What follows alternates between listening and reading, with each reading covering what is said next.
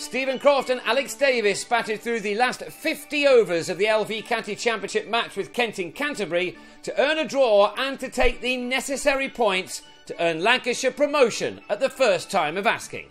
The visitors had it all to do to save this game, one they've been outplayed in throughout as the last morning began, with them on 47 for 2 after following on 311 runs behind.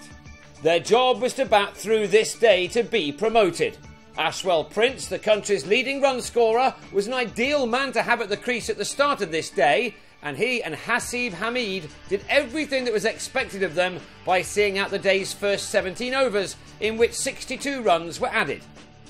Prince had got to 39 when he was LBW to Darren Stevens, for whom that was a 54th wicket of this championship campaign. It was then all about blocking as far as the visitors were concerned. This a very rare boundary as Lancashire got through to the lunch break on 118 for 3. Hamid, an 18-year-old in just his second first-class game, had survived for nearly 3.5 hours in total for his career best 44, when in the 7th over of the afternoon session he lost a couple of his stumps to Callum Haggett. That would have given Kent some hope of completing a 4th victory of this championship summer, but they were not to have any more successes as it was to turn out. Davis survived a strong appeal for a catch behind, while Croft also briefly encouraged Haggett after being hit on the pad. But that was about it for Kent, as these two batsmen knuckled down. They fended off all that Kent could throw at them for the next 3 hours, every ball that passed by without a wicket being greeted with joy in the visitors' dressing room. While Lancashire have not been at their best in this contest, perhaps a hangover after their T20 victory last weekend, few would argue that they've been the best and most consistent team in the second division this summer.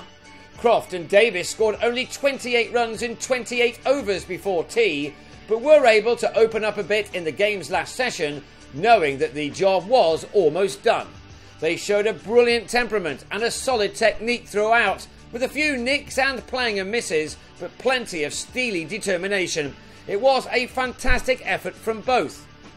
And both made 50s. For Croft, it was his second of a very good game for him. While Davis spent 136 deliveries over his 6th boundary.